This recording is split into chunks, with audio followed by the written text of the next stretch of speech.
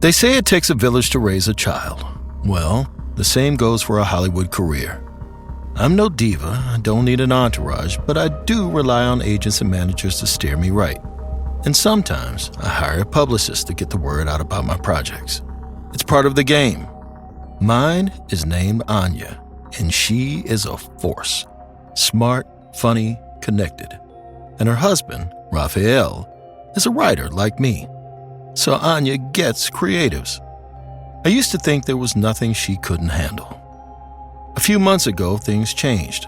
After years of trying, Anya and Rafa had a baby, just before they turned 40.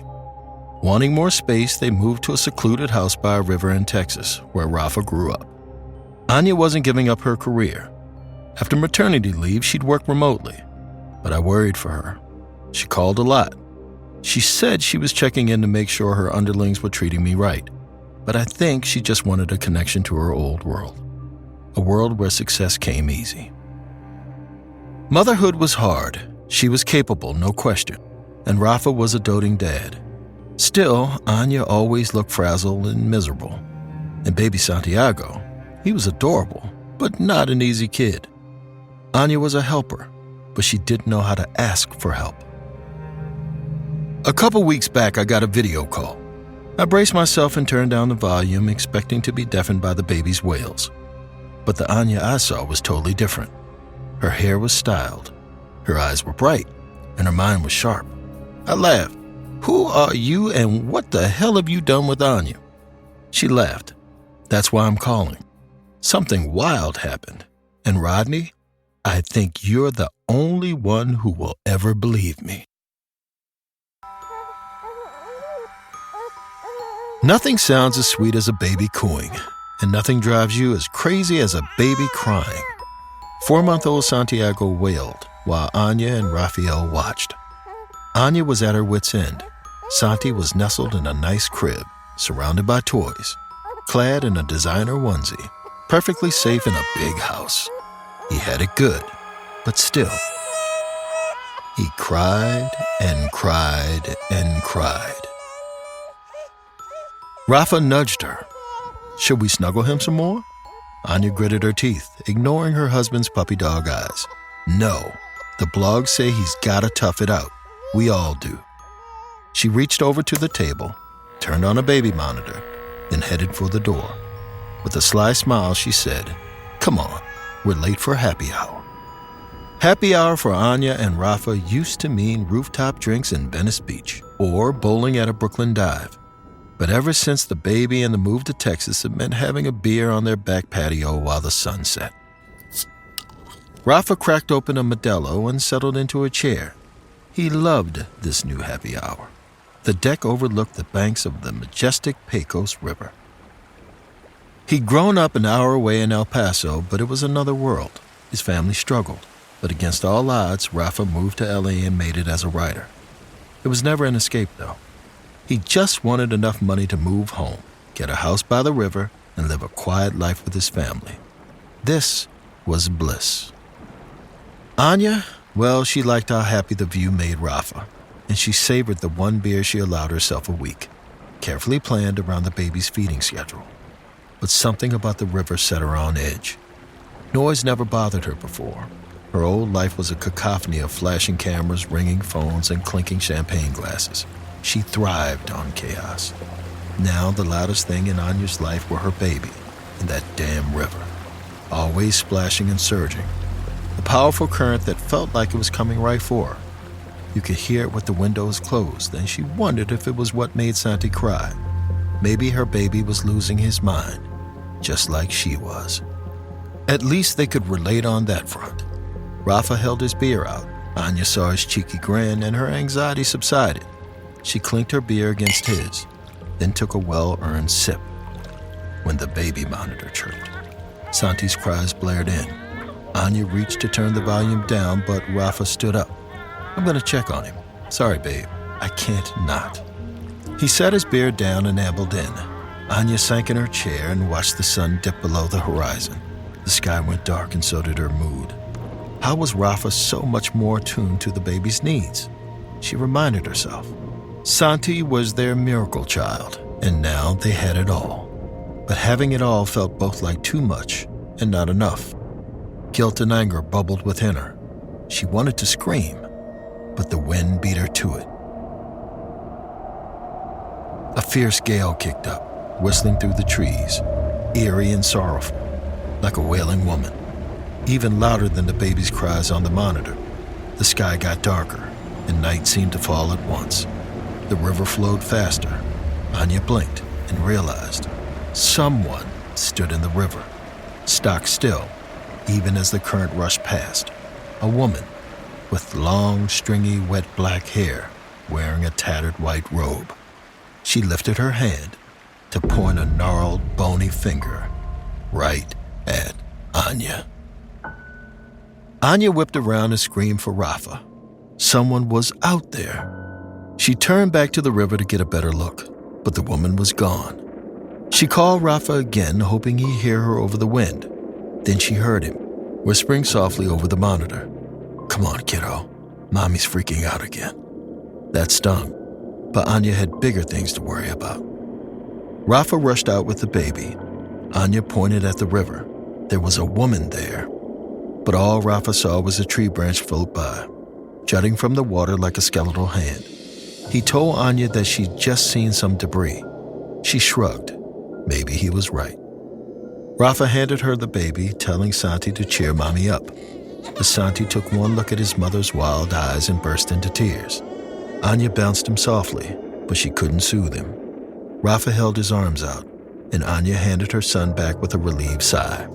Rafa was always a little unsettled at how quickly Anya passed the baby off. Thunder rumbled, and rain began to fall. Rafa said they should go inside, but Anya kept watching the river.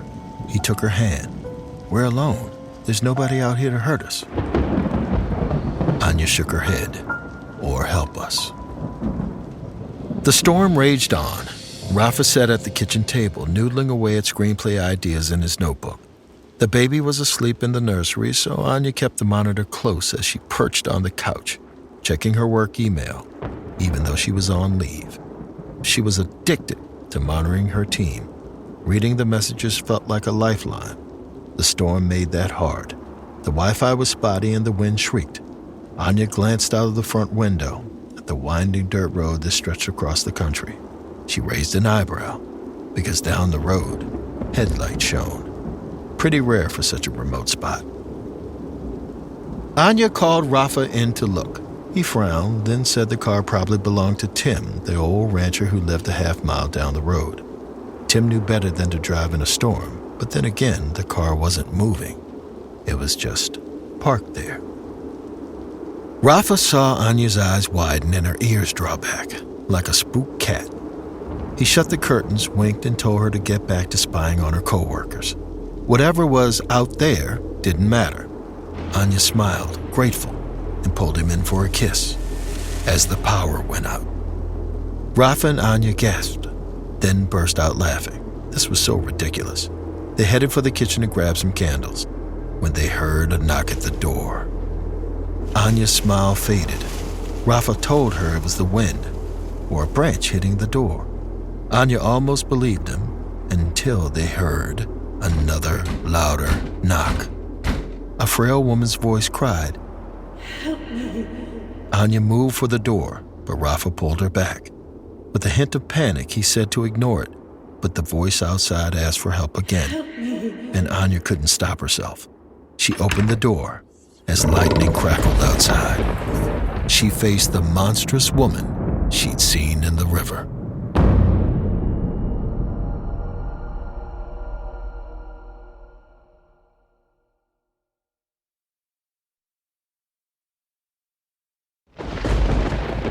Anya screamed as the woman lunged, then collapsed on the floor. Anya's eyes adjusted and she realized it must have been a trick of the light because this woman was no monster. Her long gray-streaked hair was just soaked, and her dress looked tattered because it was covered in lace patterns. Anya knelt, and the woman gripped her wrists. In Spanish, she rasped, "Ayúdame." Anya shifted into crisis manager mode, which felt good. She barked at Rafa to call the cops or 911, but the old woman shook her head. "Oh, no, please. Please. I just need to rest. Anya helped her to the couch. Rafa stood there looking suspicious. Anya frowned and told him go get candles and boil some water for tea. Minutes later, they listened to the woman's story, which she told in a mix of English and Spanish. Her name was Maria, and she was driving to El Paso to see her son. The storm hit and she ran out of gas up the road. Anya nodded. The car out there was hers. This was all making sense. Rafa spoke up, a bit gruff. He told Maria to call her son so he could pick her up. Maria stared at him, then nodded. She reached in her pocket, then gasped. She left her phone in the car. She shrugged and laughed. This bugged Rafa. It was like she wasn't taking her own crisis seriously, like she enjoyed playing the victim. He took his phone out and asked Maria for the number. She said she didn't know it. Rafa raised an eyebrow. You don't know your own son's number? Maria muttered, maybe I'm not the best mother. Anya insisted, I'm sure you're great. Rafa didn't mean that, right? He grudgingly nodded. Maria gave him an odd smile, then asked, could he get her phone from the car? Rafa grimaced. Could he wait until the storm died down? He saw a glint of anger in Maria's eyes. Then, she said she'd forgotten her pills in the car too. She needed to take them soon, so he had to go, now. Rafa asked, what were the pills called? Maria fumbled for an answer, like she was stalling. Anya got up, pulled Rafa aside, and whispered, I don't know what's up with you, but can you go get her stuff, please? Rafa told her something was off about Maria. Anya glanced back. The old woman stared out, seemingly at nothing, and slurped her tea. It was unsettling, but Anya shook her head. She was weird, sure, but she needed help. Rafa winced. I just don't like leaving her here with the baby. Anya bristled. I'm here. I'll take care of the baby.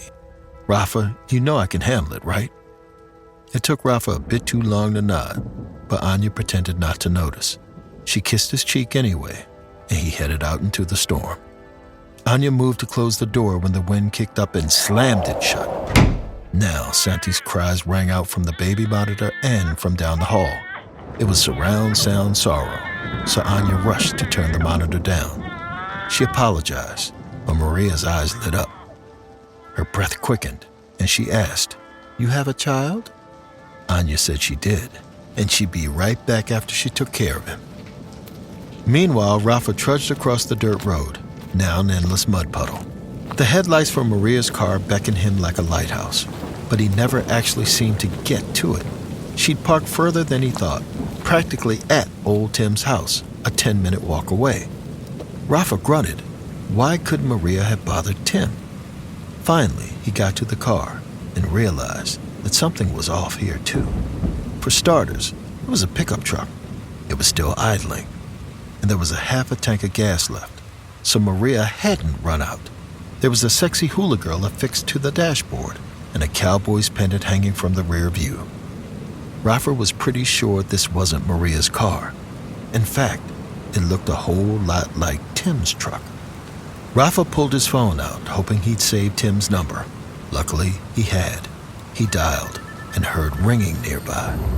The pit in Rafa's stomach got deeper. He tried to hear over the shrieking wind and followed the noise, till he found Tim's phone on the ground. The mud around it was messy, like there'd been a struggle. Rafa realized that the tracks in the mud formed a path leading to the river. Something big had been dragged there, probably Tim.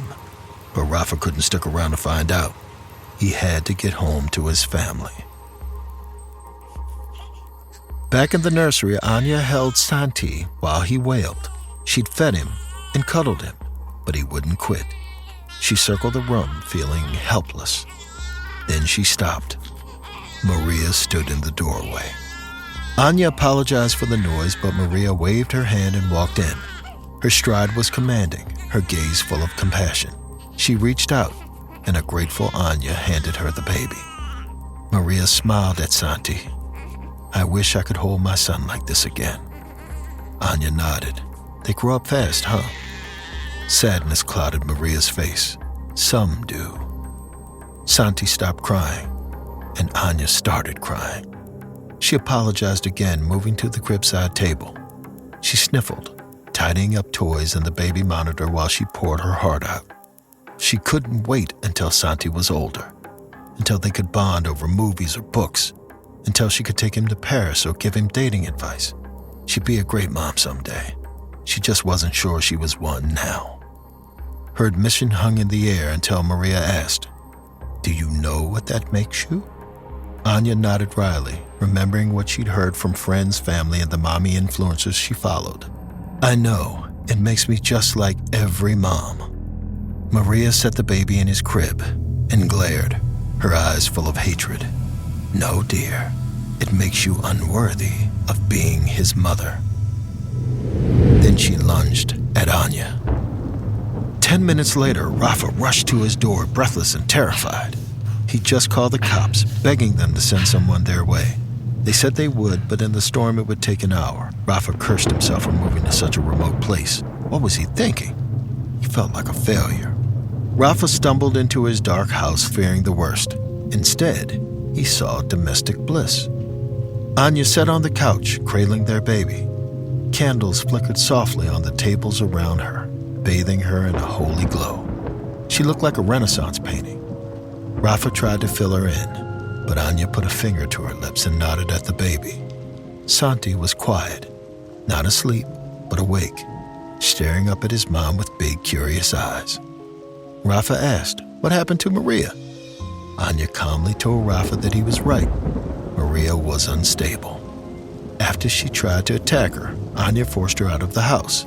She said she could wait there until help came, but Maria ran off into the storm. Wherever she went, it didn't matter. They were safe now. Tonight had been a nightmare. Now, Rafa felt like he was in a dream. He sank onto the couch next to Anya. Santiago stirred, threatening to whine, but Anya rocked him gently, and he instantly went quiet. She handled it with perfect maternal grace, the kind Rafa had never seen from her. It made him wonder, was something off about Anya too? Feeling guilty, he tried to shake the thought, but it wouldn't go away. He reached out to hold their son, but Anya jerked back and clutched Santi tight. In a feral whisper, she said no. She'd waited so long for this moment, and she wanted to hold him forever. That's when Rafa knew this wasn't Anya. He insisted on taking the baby, but Anya refused. In a quiet, mocking tone, she asked, wasn't this what he wanted? Someone who knew what she was doing, so he wouldn't have to pick up the slack? Someone who didn't rely on baby monitors and books? Wasn't that best for the baby? Fear gripped Rafa. He scanned the room, wondering how to get Santi out of this woman's hands. His eyes were drawn to the table when the baby monitor chirped. Over the speaker, Rafa heard the sound of rushing water and Anya's voice, faintly whispering, "Help me." Rafa leapt up. He knew Anya was by the river. On instinct, he scrambled to the patio, then stopped. He couldn't leave the baby. He looked back to the couch. Maria stood there now, gripping Santi. She shook her head like a scolding nanny. Rafa had chosen his wife over his child. He was unworthy too. Then she transformed. Her hair got longer. Water streamed out of her eyes and nose and mouth, and her dress rotted away into tatters. Her face grew hollow and hungry, and in a wet rasp, she insisted, "This baby deserves better." Rafa dashed towards her, but Maria shrieked and burst past him with superhuman speed, knocking him down into the coffee table. Rafa saw stars, but he heard the patio door glass shatter. Maria was headed for the river. Moments later, Rafa staggered off the patio. He could hardly see in the storm, but he spotted a lump on the riverbank. It was Anya, bloodied and beaten, half submerged, clutching the baby monitor. Rafa knelt beside her. Desperate, he asked her where Maria was. Anya couldn't speak, but she pointed her trembling finger at the river. Lightning filled the sky, illuminating Maria. She stood calmly in the water even as the current rushed past, and she held baby Santi. Rafa rushed to her, crying out, who the hell was she, and what did she want? Maria grinned and dipped Santi low, almost to the water. Rafa stopped in his tracks and Maria nodded. Good boy. Rafa was sure if he came closer, she'd hurt his son. He had to be careful. He took slow steps, circling Maria in a standoff. She told him her name was Maria, but most called her La Llorona, the wailing woman. Centuries ago, she was driven mad by an unfaithful husband. She drowned herself in the river, along with her baby. She'd cursed herself with this unspeakable act and was forced to wander the waters with a terrible gift. She could sense parents who were as miserable as she'd been, who weren't fit to raise a child, who were unworthy. She was happy to take their babies and put everyone out of their misery. Maria went on, but Rafa stopped paying attention. In their circling, he now faced the riverbank, and his heart filled with hope. Anya was creeping up behind Maria. She could barely walk, but her eyes were ablaze with mama bear resolve. She motioned to Rafa, and he understood. She was going to grab Maria so he could take their son back. Anya threw herself at Maria, grabbing her long hair and wrenching it back. Maria shrieked, louder than the wind, and Rafa ripped Santi from her arms. He staggered back, joy pulsing through his veins, until Santi slipped from his grip and fell into the river. Rafa screamed as the current dragged his son away. He dove, desperate to find him before he drowned. He felt a thrashing. Anya swam beside him. They dashed through the water until Rafa spotted a hand. He kicked his legs until he caught up to it. He reached out for it, then realized with horror this hand was way too big to be a baby's. It wasn't Santi. It was their neighbor, Tim's bloated, waterlogged corpse. Anya cried out, and Rafa collapsed in her arms. This was all too much. They'd never find their son. He clutched his wife, coughing and choking, telling her how sorry he was. Anya did the same, but it was too late. They might as well drown too. All of a sudden, the current went still. The wind and rain died down, and they heard the best sound in the world. Their son's angry, insistent, beautiful wails. La Llorona glided across the water, looking like Maria again, and carrying Santi in her arms. Anya reared up with rage, but Maria held the baby out. Anya took her son in one arm and grabbed Rafa with the other. Now both parents cried, far louder than their baby, a symphony of sorrow and hope. Maria told them she was sorry. Centuries of grief and guilt had warped her mind. All she could see were her own flaws and other parents' flaws, but there was no mistaking their resolve for anything but deep, fierce parental love. She sighed. I was wrong. You're not unworthy. You're just unprepared. Anya and Rafa looked at each other, fearing she was right. Sensing their worry, Maria placed a hand on each of their shoulders. She smiled, eyes lighting up with an idea. I stared at Anya on the call, dying to hear the end of her horror story. But before I could ask what happened, someone walked past in the background, an older woman, carrying a pile of freshly laundered baby clothes. Instantly, I knew. It was Maria. I stammered, "Is La Llorona your nanny?" Anya laughed, like she could barely believe it herself. She said Maria was a great help. She was desperate to feel useful, to atone for her sins, and nobody could get Santi to stop crying like she could. I wanted to leap through the screen. "Anya, is he with that woman right now?"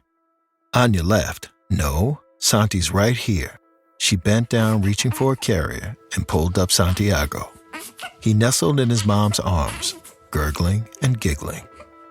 Rafa leaned in to wave hello. I asked, "Was everything really okay?" He nodded.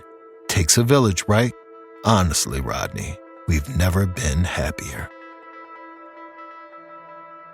Maria walked back into frame behind them. She stopped to stare at her new family, her eyes warm, but watchful too. Look, maybe Anya and Rafa were happy, but something felt off. There was a desperate edge to their cheer. Where their smiles said happy, their eyes said hostage, like it was too late, like they were trapped for the long haul. like they'd brought a strange, unpredictable force into their home that upended their lives and filled them with fear and doubt, like they knew if they screwed up, there'd be bad consequences. Maybe that's because of La Llorona, or maybe that's just parenthood.